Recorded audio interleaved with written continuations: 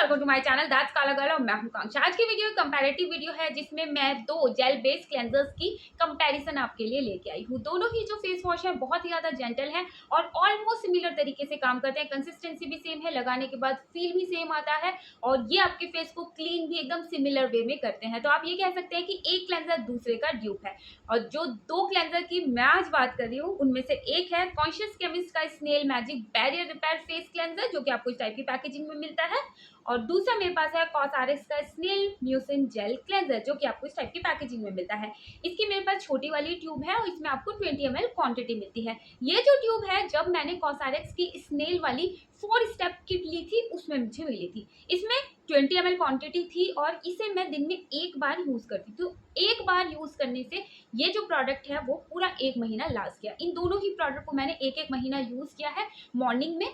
और आज मैं अपना पर्सनल एक्सपीरियंस आपके साथ शेयर करने वाली हूँ कि आपको ये क्लेंजर्स लेने चाहिए या नहीं लेने चाहिए, मुझे ये प्रोडक्ट्स कैसे लगे।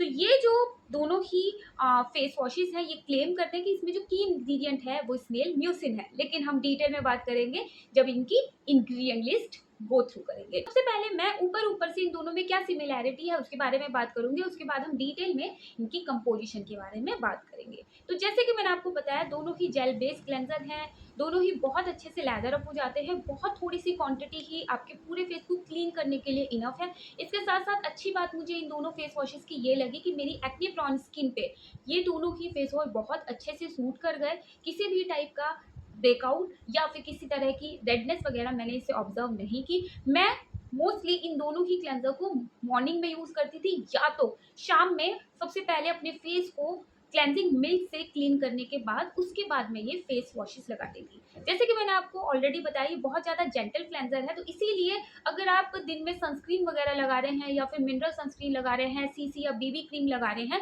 तो सिर्फ ये क्लेंजर इनफ नहीं होंगे आपके फेस को क्लीन करने के लिए। लेकिन हाँ, आप इन क्लेंजर्स को मॉर्निंग में बहुत आराम से यूज कर सकते हैं क्योंकि रात में आप बहुत ज़्यादा हैवी काइंड ऑफ कुछ भी अपने फेस पे नहीं लगाते हैं। एक और अच्छी बात मुझे इनकी ये लगी कि ये आपकी स्किन को बिल्कुल भी ड्राई आउट नहीं करते और इन्हें यूज करने के बाद एक बहुत ही सूदिंग सा इफेक्ट आप अपने चेहरे पे देख पाते हैं।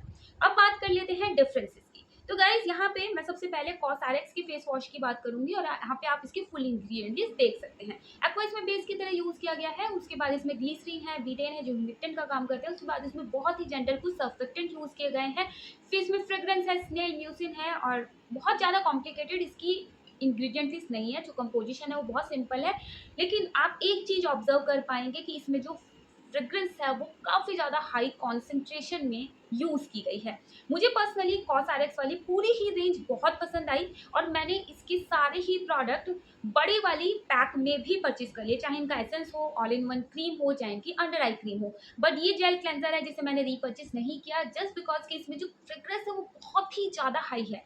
जैसे कि मैंने आपको बताया 1 महीना यूज़ करने के बाद मुझे इससे कोई इशू फेस नहीं करना पड़ा, लेकिन पर्सनली इतनी स्ट्रॉन्ग फ्रेग्रेंस अगर आप डेली बेसिस पे रेगुलरली कंसिस्टेंटली साल दर साल अपने चेहरे पे लगाते हैं तो ये आपकी स्किन पे एक्ने या फिर जो सेंसिटिविटी होती है ना उसे ट्रिगर कर सकती है। भले ही मुझे ये अच्छे से अच्छा लगा, अच्छे से इसने मेरे लिए काम किया, लेकिन इसमें फ्रेग्रेंस इतनी ज़्यादा हाई है कि फेस वॉश करने के बाद भी आपके चेहरे से वो फ्रेग्रेंस आती रहती है। फ्रेग्रेंस काफ़ी अच्छी है, बहुत प्यारी सी फ्रेग्रेंस है, but still skin care products में मैं आजकल काफ़ी लंबे टाइम से फ्रेग्रेंस अवॉइड करती हूँ।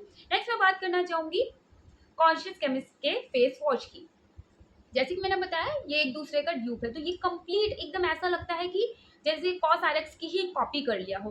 अगेन इसकी भी अगर आप इंग्रेडिएंट चेकआउट करेंगे तो इनिशियली इसमें भी एक्वा है, ग्लिसरीन है, कुछ बहुत अच्छे अच्छे ह्यूमिक्टेंट है, उसके बाद क्लेंसिंग एजेंट है और उसके बाद इसमें लैक्टिक एसिड है और जो इसमें मेन इंग्रेडिएंट है हियालुरोनिक एसिड, बोटुकोला एंड वाइट लिली और सारे के सारे, और इसके साथ साथ स्नेल म्यूसिन, वो सारे के सारे ही इंग्रेडिएंट फ्रेग्रेंस के बाद यूज़ किए गए हैं। अब आप समझ सकते हैं कि ये जो दोनों ही फेस वॉश है, मुझे कहना चाहिए सिर्फ यही नहीं, ये सिर्फ और सिर्फ आपको जेंटल क्लेंजिंग एजेंट दे रहे हैं। इसमें कोई भी मेन इंग्रेडिएंट ज़्यादा कॉन्सेंट्रेशन में नहीं डाला गया है। सारे के सारे जो मेन इंग्रेडिएंट हैं वो फ्रेग्रेंस के बाद हैं। तो अब आप ये खुद से डिसाइड कर सकते हैं कि आपको ये क्लेंजर लेने हैं या नहीं। तो बेसिकली आप जो इसमें पैसा इन्वेस्ट कर रहे हैं वो सिर्फ और सिर्फ बेसिक जो क्लेंजिंग एजेंट्स हैं, ग्लिसरीन है एंड बीटेन के लिए कर रहे हैं, क्योंकि उसके बाद जितना भी सामान है वो फ्रेग्रेंस के बाद इसमें डाला गया है। फ्रेग्रेंस बहुत ही ज़्यादा एक सब्जेक्टिव चीज़ होती है, बहुत सारे लोगों को फ्रेग्रेंस पसंद होती है और बहुत सारे लोग कम्प्लीटली अवॉइड करते हैं। तो मैं उनमें से हूँ जो फेस वॉशेस में भी अगर फ्रेग्रेंस एकदम लास्ट में हो ना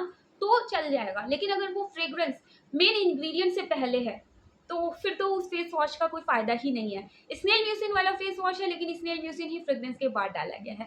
तो यही मुझे इन दोनों फेस वॉशेस के बारे में आपको बताना था। तो मुझे उम्मीद है मेरा पर्सनल एक्सपीरियंस और जितनी भी चीज़ें इन प्रोडक्ट्स के बारे में मैंने आज आपके साथ शेयर की हैं वो आपके लिए हेल्पफुल रही होगी। So yeah that's all for today's video. See you, bye bye.